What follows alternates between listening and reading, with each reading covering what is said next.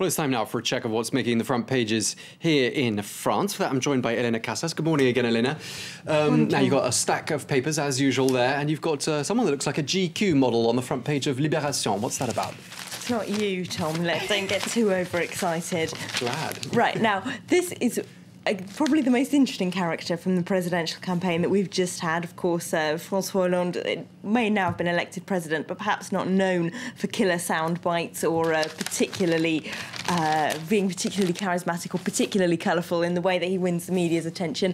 One man that he is on the left, though, is Jean-Luc Mélenchon, who, of course, ran for president as the left front's candidate and polled a rather disappointing 11%, but did manage to manipulate a lot of media attention with his huge public rallies that saw massive turnouts, hundreds of thousands of people on the beach in Marseille to go and listen to him talk, rather. And, of course, his main field of battle, if you like, throughout that campaign was taking on Marine Le Pen, really trying to play for her voters, those working class, white French people who feel they've been let down by the whole system, perhaps once loyal Socialist Party voters feel they've been ignored by the mainstream of the party and now going for a protest vote. Now, he's continuing his anti-Marine Le Pen campaign for the parliamentary elections that are coming up in June. He's going to take her on for the same parliamentary seat in Hénin-Beaumont in the Pas-de-Calais, which is, of course, her fief, her field of support, where she polled over 30% of votes and came top of the polls in the presidential election of a few weeks ago, last week rather.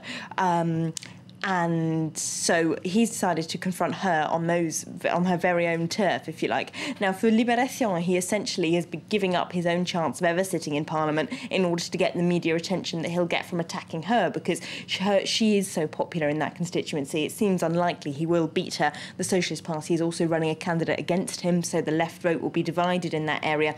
For the communist paper L'Humanité, though, which supports him every step of the way, they don't think it's a vanity project. They think it's very important for him to be continuing to confront Marine Le Pen, even on her home turf, and to keep speaking out against her views on just about everything. They've called him the social response to the extreme right in their editorial. He's here on the front page with a big welcome banner saying, "Welcome to the North, Jean-Luc."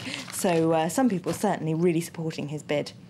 Now, the man who actually won the French presidential race, François Hollande, we've been talking about him in the news today, has a very busy week ahead of him, doesn't he? He has an absolute marathon week, of course. He's inaugurated tomorrow, then he's got to meet Angela Merkel later that day, then he's going to the US to meet Barack Obama and go to the G8, blah, blah, blah. So for Le Figaro, this is really the moment of truth. Here he is on their front page, looking rather awkward, jumping over a gutter.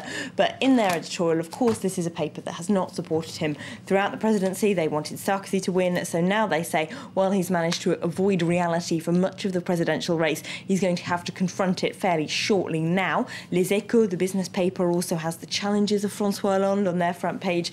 Now, for them, he really needs to get some concessions out of Angela Merkel as quickly as he possibly can, because if he can't win her round to his vision of how Europe should look in the future quickly, he never will be able to. Now, for the international press, it's her really that's on the back foot in most of today's papers, because she has, of course, just lost a major regional election in North Rhine-Westphalia, and it's starting to look like it's her vision of Europe that's becoming marginalised while he rides into power on a wave of support from all around the continent. But that's not how it looks to those right-wing and business papers here in France. They reckon that his case is still very much yet to be won. For Le Parisien, the hardest is just about to begin. It says here on this front page, although they don't miss out on the chance to mock their new president just a little bit, they've got him hiding in an office in their cartoon on the inside, while someone outside says, "The president needs time to think about the major important issues in his life," and he's actually worrying to himself, shall I live in the Elysee or shall I continue living at home? That paper can't make up its mind if Johnny Halliday is a more important story either. But just very briefly about that inauguration ceremony, lots of protocol, isn't there, ahead of that? Yes, nicely explained in Le Figaro. They seem to know everything from why he needs a 21-gun salute from the Invalides to what car he's going to drive up the Champs-Élysées in tomorrow. The one thing we don't know, though, they say, is what Nicolas Sarkozy and François Hollande are going to say to each other in those 5 minutes before the inauguration when they're left alone together in the Elysée. Do they pass on secret nuclear codes or how to deal with Angela Merkel? There's some things we'll probably never know.